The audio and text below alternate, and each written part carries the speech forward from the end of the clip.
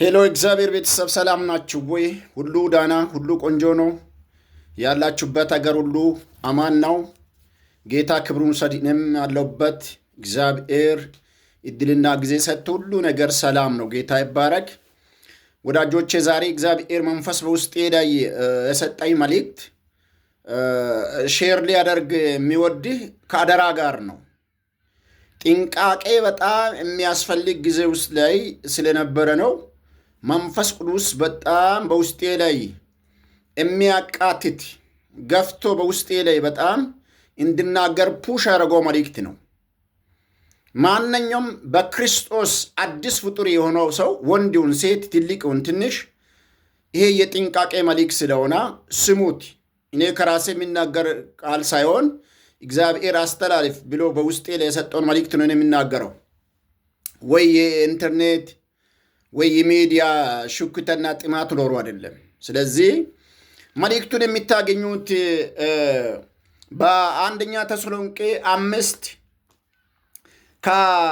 5:16 ቁጥር ላይ ያለውን ቃል ነው የሚታገኙ።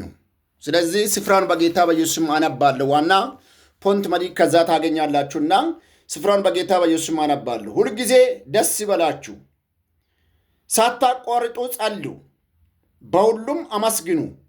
ይህ የእግዚአብሔር ፈቃድ በክርስቶስ ኢየሱስ ወደ እናንተ ነውና። መንፈስን አታጠፉ፣ ትንቢትንም አትናቁ። ሁሉን ፈትኑ፣ መልካሙንም ያዙ። ከማንኛውም አይነት ክፉ ነገር ራቁ ይላል። ይህንን የሚናገረው ሐዋርያው ጳውሎስ በክርስቶስ ኢየሱስ ሐዋርያው የሆነው ክርስቶስ የመረጠው እና እግዚአብሔር በጣም በትዩ በአዲስ ኪዳን ላይ ትዩ እግዚአብሔርን ያየ ክርስቶስ ይዞ እና ከአንዱ ወደ አንዱ የተላለፈበት መንፈስ ሳይሆን ክርስቶስ ኢየሱስ ራሱ ይዞ ሐዋርያ ያረገው ሐዋርያው ሲናገር ያለው ነገር ምንድን ነው ብትሉ ለተሰሎንቄ ሰዎች ሁልጊዜ ደስ በሉ ይላል። ሳታቋርጡ ጸልዩ፣ መንፈሱን አታጥፉ፣ ትንቢቱን አትናቁ፣ መርምራችሁ ያዙ ይልና ወደ ክፉ አትግቡ ይላል።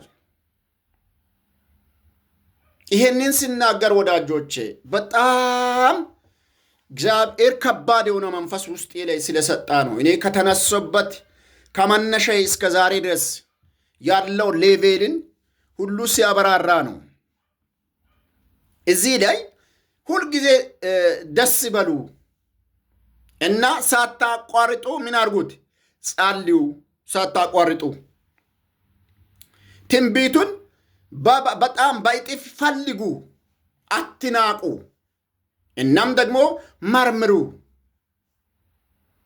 ይልና መልካሙን ከዛ ያዙ፣ ከክፉ ጋር አትተባበሩ ይላል። ከዚህ የምትወስዱ ነገር ምንድን ነው ብትሉ፣ አንደኛ ሳታቋርጡ ጸሉ የሚል ቃል፣ ሁለተኛ መንፈሱን አታጥፉ የሚል፣ ሶስተኛ ትንቢትን አትናቁ፣ መልካሙና ክፉን መርምራችሁ መልካሙን ያዙ። እንደዛ ካልሆናችሁ ከእግዚአብሔር ጋር ያለው ሪሌሽንሽፕ የእናንተ ሽባ ነው ማለት ነው። ሽባ ማለት ነው። በቃ ብዙ ልናስተምር እንችላለን። ብዙ ትንቢት ለሰው ልናመጣ እንችላለን። ብዙ አይነት ኤክስፕራንስ በቃ ረዥም ዘመን እና በእግዚአብሔር ቤት ላይ ኖረን ይሆናል። ትላልቅ ስቴዲየሞችን ማገልገል እንችለዋለን እና የሚያማምር ወርዶችን ልንጠቀም እንችለዋለን። መጽሐፍ ቅዱስን ፈትፍተን በቃ እና 66 መጽሐፍ ላይ ደቢል በቃ 100 ምናምኖችን በቃ ዘርዝረን ጨምረን ልናደርግ እንችላለን። እቺ ሶስት ነገር ከሌለች ኮሜዲ ነኝ፣ አገልጋይ ኮሜዲ።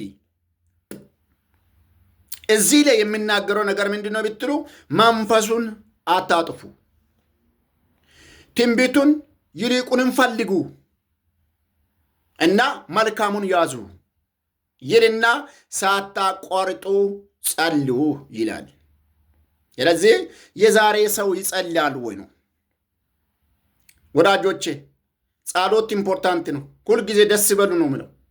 ደስታ የሌለው ሰው ከሰው ጋር ይነጫነጫል። ደስታ የሌለው አገልጋይ ውስጡ ላይ ደስታ የሌለው፣ ደስታ ማለት እግዚአብሔር አብሮነት አለ ሰው ማለት ነው። ደስታ የሌለው ሰው ወዳጆቼ ምንም አይነት በቃ ሁሉ ጊዜ በቃ ኦፖዚት ነው የሚሆነው፣ ተቃራኒ ነው የሚሆነው። የማይጸልይ ሰው ሚሽኑና መልእክቱ ድንጋይ እንዳለቀው ሬዲዮ ነው። የድሮ ሬዲዮ አይታችሁ አይደለም? ድሮ በድንጋይ የሚሰራው ሬዲዮ ያ ድንጋይ ሲያልቅ ይነፈንፋል። በቃ ዝም ብሎ ያዝጋባል ማለት ነው። የሚያጣራው ድምፅ አይደለም የሚያሰማው። የማይጸልይ ሰው እንደዛ ነው ማለት ነው። መንፈሱን አታጥፉ ማለት እንዴት ነው? መንፈስ ሰው ውስጥ ላይ ከጠፋ፣ ከአገልጋይ ውስጥ ላይ ከጠፋ፣ ከአንድ ሰው ውስጥ ላይ ከጠፋ፣ ከአንድ ክርስቲያን ከጠፋ ታች ነው የሚሆነው። በቃ ይተቻል። ነቢይ አስተማሪን ይተቻል፣ አስተማሪ ነቢይን ይተቻል፣ ፓስቴር ሽማግሌን ይቸታል፣ ሽማግሌ ሌላን ይተቻል። ትችት በቃ ኮሜዲ በቃ ይተቻል። በቃ ይሄ ተረት ያመጣና ተረታ በዛሉ እና ረዥም ዘመን በቃ ያገለግላሉ የሚባሉ በጣም ትልልቅ ቦታ የሚሰጣቸው ሰዎች ተረት ሲያበዙታ ያላችሁ፣ በቃ ሲተቹታ ያላችሁ። ይሄ ምንድን ነው ብትሉ በድሩኛ በቃ አለ አይደለም? በድሩኛ በቃ ያ መንፈስ ኦልሬዲ ደርቆ ስላለቃ ማለት ነው። አጥር የሌላ ግቢ ማንም ነው የሚገባ ማለት ነው። እንደዛ ነው። አንደበቱ ላይ በቃ ብዙ ነገር ይገባዋል። ስለ ሰው ባላንስ መጽሐፍ ቅዱስ ወንድምን የሚያሰነክል ከሆነ ሐዋርያው ማለት ነው እኔ የሚወደው ስጋ ራሱ ይቅርበት ነው።